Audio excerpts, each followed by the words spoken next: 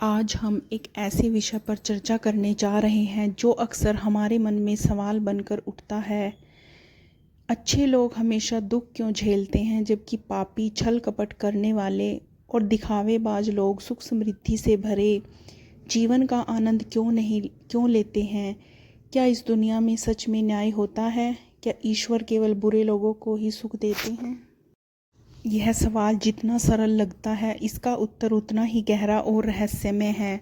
आज हम इस जटिल प्रश्न का उत्तर ढूंढने की कोशिश करते हैं। एक शिक्षाप्रद कहानी के माध्यम से मैं आपसे निवेदन करती हूँ कि आप इस वीडियो को अंत तक जरूर सुनें और इसमें छिपे जीवन के गहरे सच आपको वह ज्ञान दे सकते हैं जो आपने सोचने और जीवन को देखने का नज़रिया बदल देंगे। तो चलिए देर न करते हुए इस कहानी की शुरुआत करते हैं। बहुत समय पहले की बात है। एक छोटे से नगर में कबीर नाम का एक सरल और ईमानदार लड़का रहता था।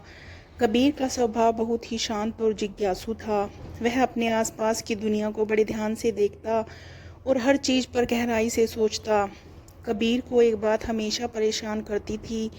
उसने देखा कि जो लोग सच्चाई और ईमानदारी के रास्ते पर चलते हैं, दूसरों की मदद करते हैं, उनके जीवन में दुख और तकलीफ़ें लगातार बनी रहती हैं। वहीं दूसरी ओर जो लोग झूठ बोलते हैं, धोखाधड़ी करते हैं, पाखंडी होते हैं, वे खुशहाल और सफल नज़र आते हैं। कबीर का मन यह देखकर बार बार उलझ जाता है।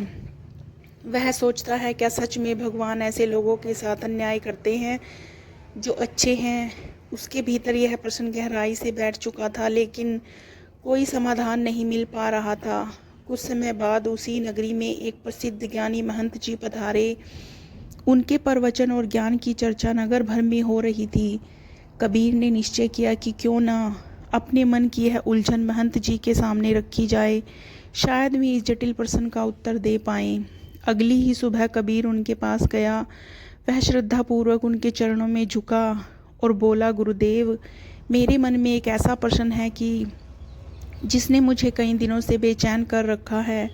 मैं देखता हूँ कि जो लोग सच्चाई, ईमानदारी और भलाई के रास्ते पर चलते हैं, उनके जीवन में दुख और परेशानियाँ आती रहती हैं, जबकि पाखंडी, धूर्त और बुरे कर्म करने वाले लोग बिना किसी परेशानी के सुखपूर्वक जीवन बिताते हैं। कृपया मुझे बताइए, आखिर ऐसा क्या होता है? महंत जी ने उसकी बात को बड़े ध्यान से सुना। फिर वे मुस्कुराए और बोले, बेटा, यह संसार उतना सरल नहीं है जितना बाहर से दिखाई देता है। यह जगत की एक जटिल बनावट की तरह है।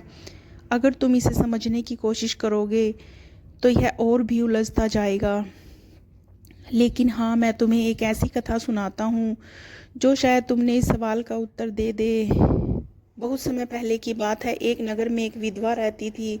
उसकी 3 छोटी छोटी बेटियां थी। उसका पति कई वर्ष पहले ही स्वर्ग सिधार गया था और परिवार की सारी जिम्मेवारी अब उसी के कंधों पर आ गई थी। वह स्त्री बेहद परेशान थी। उसके पास कोई सहारा नहीं था। वह दिन रात चिंता में डूबी रहती थी कि वह अपने बच्चों का पालन पोषण कैसे करे। वह न तो अकेले छोड़कर कहीं काम पर जा सकती थी, ना ही समाज से उसे कोई सहानुभूति मिलती थी। ऊपर से समाज के ताने और लोगों की बातें उसके जीवन को और भी कठिन बना देती थी। वह अपने दुखों को सहते सहते धीरे धीरे बीमार पड़ने लगी। बच्चियों का भविष्य उसकी सबसे बड़ी चिंता बन चुका था। धीरे धीरे उसकी हालत इतनी बिगड़ गई कि उसका अंतिम समय निकट आ गया। उसकी मृत्यु का समय आते ही यमराज ने अपने दूत चित्रगुप्त को भेजा कि वे जाकर उसके प्राण ले आएं। चित्रगुप्त वहां पहुंचे तो उन्होंने देखा कि वह स्त्री बिस्तर पर लेटी हुई थी और उसकी 3 मासूम बेटियां उसकी गोद में सिर रखकर रो रही थी। उन बच्चियों की हालत देखकर चित्रगुप्त का हृदय पिघल गया। वे सोचने लगे, अगर मैं इस माँ के प्राण अभी ले लूँगा तो इन मासूम बच्चियों का क्या होगा? कौन इनका सहारा बनेगा? यह निर्दयी और स्वार्थी दुनिया इनकी मदद कभी नहीं करेगी। कुछ देर विचार करने के बाद चित्रगुप्त ने फैसला किया कि उस स्त्री के प्राण लिए बिना ही यमलोक लौट जाएंगे। जब चित्रगुप्त यमलोक पहुँचे, यमराज ने उनसे पूछा, तुम खाली हाथ क्यों लौट आए? क्या तुम उस स्त्री के प्राण लेने नहीं गए थे? चित्रगुप्त ने सिर झुका लिया और उत्तर दिया, हे स्वामी, क्षमा करें, मैंने उस स्त्री के प्राण लेने का साहस नहीं कर पाया। जब मैं वहाँ पहुँचा तो उसकी तीनों बेटियाँ, छोटी बच्चियाँ अपनी माँ से लिपट कर करुणापूर्वक रो रही थी। अगर मैं उसकी आत्मा लेकर आ जाता तो उन मासूमों का क्या होता? इस संसार में कोई भी उनका सहारा नहीं बनता। मैं आपसे निवेदन करता हूँ कि उस स्त्री को कुछ समय का जीवन दान दीजिए ताकि वह अपनी बच्चियों को बढ़ाकर आत्मनिर्भर बना सके।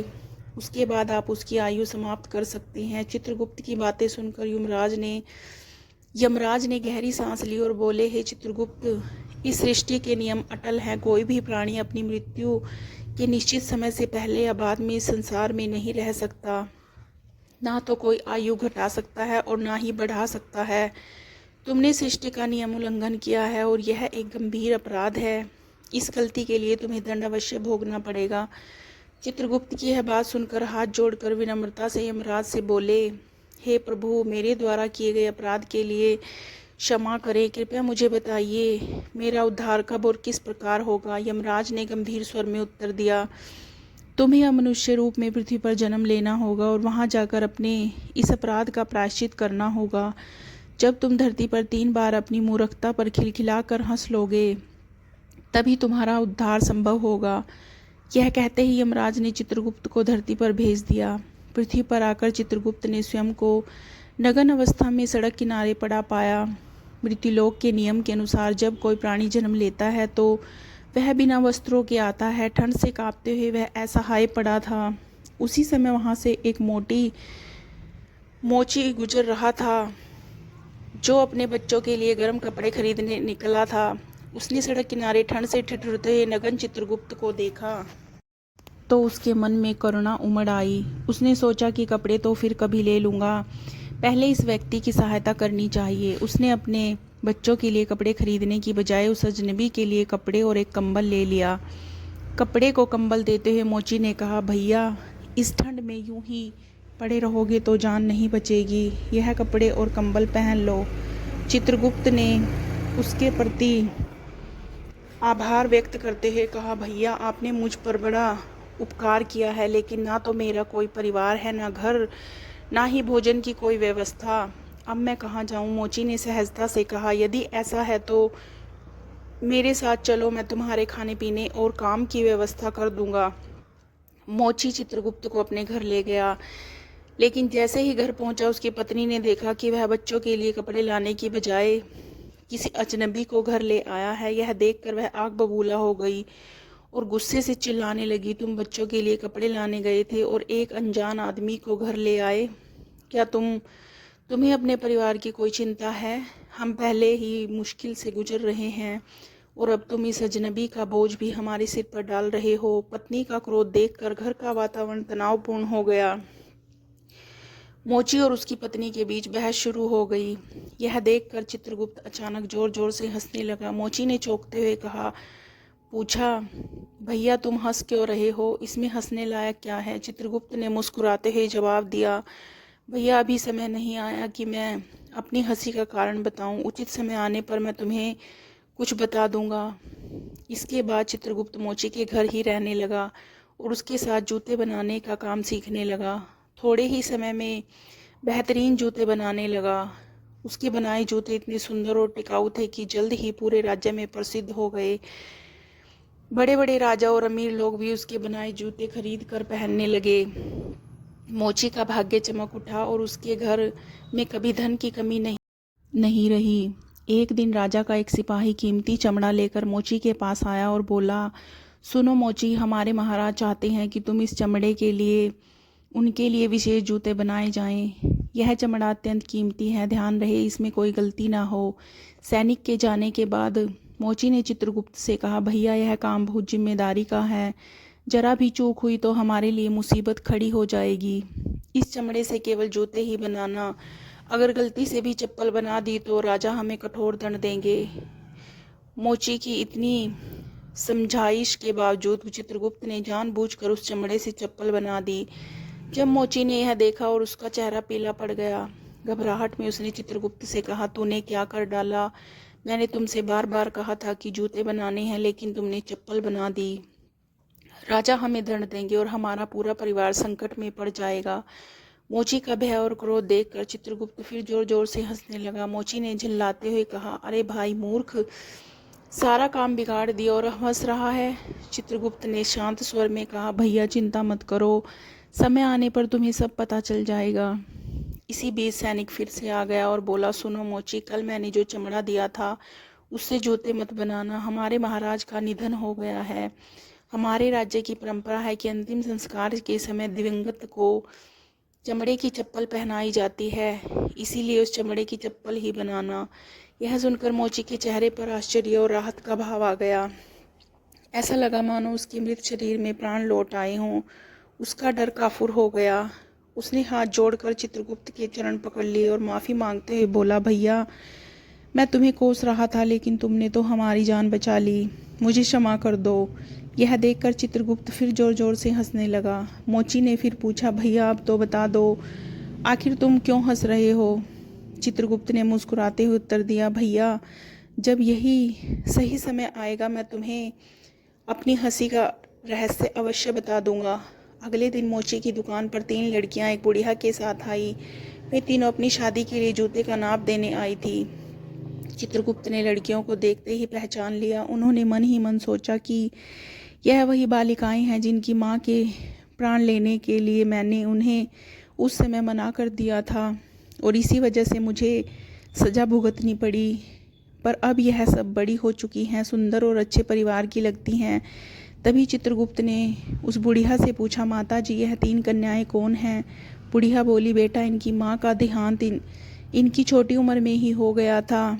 यह बिल्कुल बेसहारा थी, तब मैंने इन्हें अपने पास रख लिया। मेरे पास अपार संपत्ति है, लेकिन दुर्भाग्य से मेरा कोई नहीं है, इसलिए मैंने इन्हें पढ़ाया लिखाया और अब इनका विवाह प्रतिष्ठित परिवारों में करने जा रही हूँ। यह सुनकर चित्रगुप्त सोचने लगे, सचमुच भगवान की योजना हम मनुष्य की सोच से कहीं श्रेष्ठ होती है। यदि उस समय उनकी माँ जीवित रह जाती तो शायद यह तीनों बेटियां गरीबी में ही जीवन बिताती, मगर आज इस बुढ़िया की बदौलत इसका जीवन समृद्ध और उज्जवल हो गया। यह सोचकर चित्रगुप्त अपनी तीसरी मूर्खता पर जोर जोर से हंसने लगे। मोची ने उत्सुकता से पूछा, भाई आप किस वजह से हंस रहे हो, कृपया बताइए। चित्रगुप्त ने उत्तर दिया, भाई मैं तुम्हें अपनी हंसी का कारण बताता हूँ। मैं चित्रगुप्त हूँ। जब यह तीनों लड़कियाँ छोटी थी तब उनकी माँ की मृत्यु का समय आ गया था, लेकिन यह मासूम बच्चियों पर दया कर मैंने उनकी माँ के प्राण नहीं लिए। उसी कारण यमराज ने मुझे श्राप देकर पृथ्वी पर भेज दिया। मैं यहाँ निर्वस्त्र सड़क किनारे पड़ा था, तब तुमने मुझे अपने घर ले आए। घर पहुँचने पर तुम्हारी पत्नी ने तुम्हें खूब डांटा, क्योंकि तुम्हें अपने बच्चों के कपड़ों के लिए रखे पैसों के लिए मेरे लिए कंबल और वस्त्र खरीद लिए। उस समय मैंने पहली बार तुम्हारी पत्नी की मूर्खता पर हंसी की थी।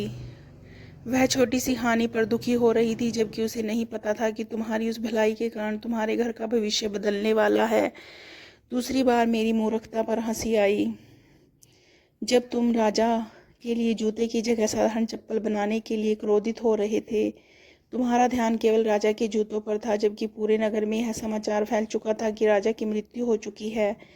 तुम केवल वर्तमान घटना देख रहे थे, लेकिन भविष्य की सच्चाई से अनजान थे। सच यह है कि हम केवल वही देखते हैं जो हमारे सामने घटता है, लेकिन परमात्मा की उन घटनाओं को जानते हैं जो भविष्य में हमारे लिए लिखी होती हैं। कभी कभी ईश्वर हमारी ज़िंदगी में ऐसी घटनाएं करते हैं जो प्रथम दृष्टि में बुरी लगती हैं, लेकिन उनका परिणाम हमारे लिए हितकारी होता है।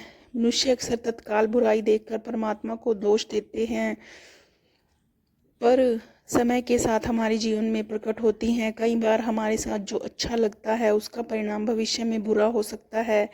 इसलिए हर घटना में अच्छा और बुरा दोनों पहलू होते हैं। हमें हर परिस्थिति को ईश्वर की इच्छा मानकर स्वीकार करना चाहिए।